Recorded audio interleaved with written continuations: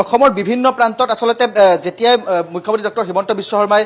নতুন মুখ্যমন্ত্ৰী হিচাপে শপত গ্ৰহণ কৰিছিলে অৰ্থাৎ দ্বিতীয়বাৰৰ বাবে ৰাজ্যৰ মুখ্যমন্ত্ৰী হিচাপে শপত লৈছিল তাৰ পিছতে তাৎক্ষণিকভাৱে আচলতে ৰাজ্যিক জিএছটি বিভাগ তৎপৰ হৈ পৰা দেখিবলৈ পোৱা গৈছিল অৰ্থাৎ ৰাজ্য চৰকাৰৰ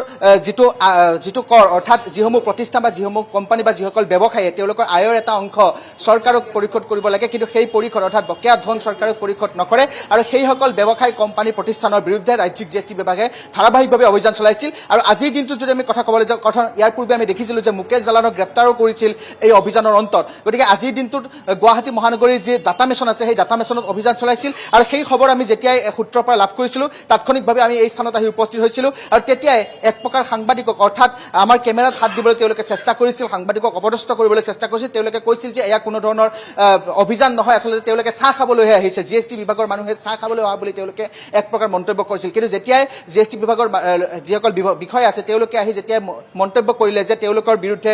কেইবা কোটি টকাৰ কৰ ফাঁকিৰ অভিযোগ আছে বা এনেধৰণৰ তেওঁলোকে কিছুমান তথ্য লাভ কৰিছে আৰু সেই তথ্যসমূহৰ ভিত্তিতহে আচলতে এই অভিযান চলোৱা হৈছে তাৰপিছতে আচলতে এই যিসকল লোক আছিল তেওঁলোকে ইয়াৰ পৰা আঁতৰি গৈছে অৰ্থাৎ এই স্থানত প্ৰায় 50ৰ পৰা 60জন লোক একত্ৰিত হৈ তেওঁলোকে আমাক এক প্ৰকাৰ অপদস্থ কৰাৰ চেষ্টা কৰিছিল আৰু মাৰিবলৈ তেওঁলোকে এক প্ৰকাৰ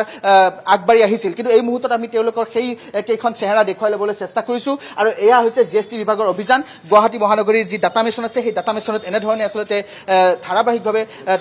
অভিযান চলা দেখিবলৈ পোৱা গৈছে আজিৰ দিনটোৰ পৰা হয়তো এই মুহূৰ্তত আমি যিমান দূৰ খবৰ লাভ কৰিছোঁ কেইবা ঘণ্টীয়া হয়তো বা কেইবা দিনীয়া এই দীঘলীয়া অভিযান হ'ব পাৰে এই মুহূৰ্তত আমি ভিতৰত প্ৰৱেশ কৰিছোঁ এনেধৰণে আচলতে বহুকেইজন কৰ্মচাৰীয়ে তেওঁলোকে সাংবাদিকক অপদস্থ কৰাৰ চেষ্টা কৰিছিল এক প্ৰকাৰ মাৰিবলৈ তেওঁলোকে আগবাঢ়ি আহিছিল আৰু সেই কেইখন মুখ আমি এই মুহূৰ্তত দেখুৱাইছোঁ সমান্তৰালকৈ এই যিটো অভিযান চলি আছে ইয়াত এই অভিযানটো আমি দেখুৱাবলৈ চেষ্টা কৰিছোঁ ডাটা মেছন সমগ্ৰ উত্তৰ পূবতে আচলতে তেওঁলোকৰ যিসমূহ সামগ্ৰী আছে সেই সামগ্ৰীসমূহ তেওঁলোকে যায় গতিকে এই এনেধৰণৰ এটা ডাঙৰ প্ৰতিষ্ঠানে তেওঁলোকে এনেধৰণে চৰকাৰক কৰ ফাঁকি দি তেওঁলোকে চলাই থকা বুলি এক অভিযোগ আছে আৰু অভিযোগ লাভ কৰাৰ পিছতে তাৎক্ষণিকভাৱে আচলতে জিএছটি বিভাগৰ যিসকল লোক আছে ৰাজ্যিক জিএছটি বিভাগে ইয়াত তেওঁলোকে এক অভিযান চলোৱা দেখিবলৈ পোৱা গৈছে এই মুহূৰ্তলৈকে স্পষ্ট হোৱা নাই কিমান কোটি টকাৰ সেই কৰ ফাঁকিৰ অভিযোগ হ'ব বা সেই যিটো সংখ্যা সেই সংখ্যা কিমান দীঘলীয়া হ'ব সেই কথা এই মুহূৰ্তত স্পষ্ট হোৱা নাই যদিও এই মুহূৰ্তত এটা কথা নিশ্চিত হৈ পৰিছে কাৰণ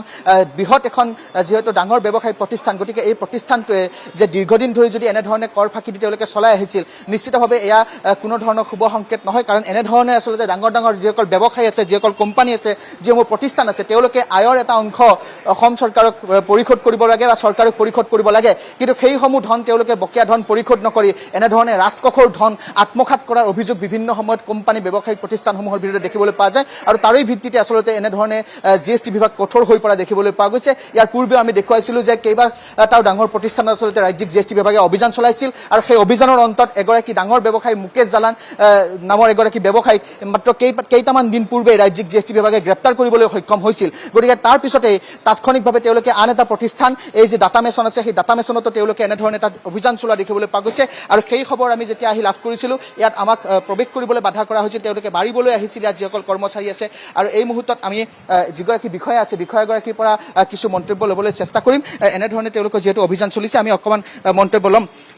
কেনেধৰণৰ তথ্য এই মুহূৰ্তলৈকে পাইছে বা কেনেধৰণৰ অভিযান আমাৰ অভিযানটো আজি জাষ্ট ষ্টাৰ্ট হৈছে এতিয়া আমি তেওঁলোকৰ যিটো বুকছ অফ একাউণ্টছ বা জিএছটি যিখিনি ডাটা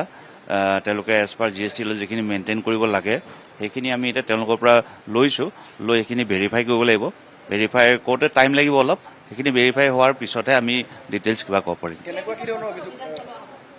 অভিযান চাওক এইটো আমাৰ ডিপাৰ্টমেণ্টৰ কামেই হৈছে কি য'ত কৰ ফাঁকি আমি যদি কিবা এনেকুৱা দেখোঁ ক'ৰবাত কৰ ফাঁকি হৈছে বা কিবা ছিষ্টেমত কিবা ডিছক্ৰিপেঞ্চি আছে প্ৰফাইলত তো এইবিলাক অভিযান আমাৰ চলি থাকে অভিযোগটো আমি তেওঁলোকৰ যিটো জিএছটি প্ৰফাইল তাত কিছুমান আমি ডিছক্ৰিপেঞ্চি পাইছোঁ সেইখিনি তেওঁলোকক এতিয়া দিয়া হৈছে তেওঁলোকে তাৰ এগেইনষ্টত কি ৰিপ্লাই কি তেওঁলোকৰ ডকুমেণ্টেৰী এভিডেঞ্চ আছে সেইখিনি তেওঁলোকে আমাক ছাবমিট কৰিব লাগিব হয় এইটো আমাৰ জিএছটি এইটো একচুৱেলি আমাৰ জিএছটি এক্টৰ যিটো 67 ছেকশ্যনৰ আণ্ডাৰত ইনস্পেকশ্যন চাৰ্চ এণ্ড চিজাৰ বুলি কোৱা হয় তো সেই প্ৰচেছটো আমাৰ চলি আছে নিশ্চিতভাৱে আমি এই মুহূৰ্তত সেই দৃশ্যাংশতে দেখুৱাইছোঁ এয়া জিএছটি বিভাগৰ যিগৰাকী বিষয়া সেই বিষয়াগৰাকীয়ে মন্তব্য কৰিছে যে তেওঁলোকৰ চৰকাৰীভাৱে আচলতে এই যিটো অভিযান সেই অভিযানটো চলাইছে অৰ্থাৎ কিছু সময় পূৰ্বে আচলতে যিসকল ব্যক্তিয়ে তেওঁলোকে মন্তব্য কৰিছিল সেয়া তেওঁলোকে আমি এগৰাকী কৰ্মচাৰী আপুনি অকণমান পূৰ্বে সংবাদ মাধ্যমৰ কেমেৰাত হাত দিছিলে হাত দিয়া নাই মই আপোনাক দিছিলে কেমেৰাত সকলোখিনি ৰেকৰ্ড আছে দাদা কিহৰ কাৰণে কৰিছিলে নাই কৰা কিয় কৰা নাই আপোনালোকৰ যাতে যিখিনি হৈছে সেয়া লুকুৱাব বিচাৰিছে নেকি নাই, লুকুৱাব বিচৰা নাই বস্তু, মানুহখিনি আহিছিলতো। মানুহখিনি আহিছে, কিন্তু আপোনালোকে কৈছে GST বিভাগে ইয়াত চাহ খাবলৈ আহিছে, কিয়? গমটো গম পোৱা নাছিলোঁ কথাটো, সেইটো কাৰণে কেমেৰা কিয় হাত দিছিলে? মই হাত দিয়া নাই। আপোনাৰ গোটেইখিনি কেমেৰা ভিডিঅ' ৰেকৰ্ডিং আছে, লাগিব নেকি? নালাগে, চৰি। তেতিয়াহ'লে আপুনি কিয় হাত দিছিলে কেমেৰা? আপুনি সংবাদ মাধ্যমৰ কামত কিয় বাধা দিছিলে? নাই দিয়া, কামত কিয় বাধা দিছিলে? নাই দিয়া, আপোনালোকক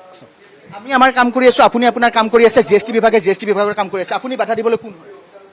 মই অফিচ ষ্টাফ হয় ইয়াত। অফিচ ষ্টাফ হয়, আপুনি কি সেই বুলিতে হাত দিব নাই? নাই, মই হাত দিয়া নাই আপোনাক। দিয়া কেমেৰা গোটেই ভিজুৱেল আছে। যে ইয়াৰ পৰা 300 পৰিয়াল পুহি আছো আমি। আমিও জানো দাদা, আমিও জানো সেই কথাটো, আমিও জানো, কিন্তু 300 পৰিয়াল পুহি আছে বুলি আমিও জানো, কিন্তু সেই বুলিতে কৰ ফাঁকি দি চলিব নেকি? নাই দিয়া, নাই, আমি কেতিয়াও নকৰোঁ। আপোনালোকে হাত কিয় দিছে? নাই দিয়া, হাত দিছিলে, গোটেইখিনি ৰেকৰ্ড দিব নেকি? কেলে হোৱা নাই।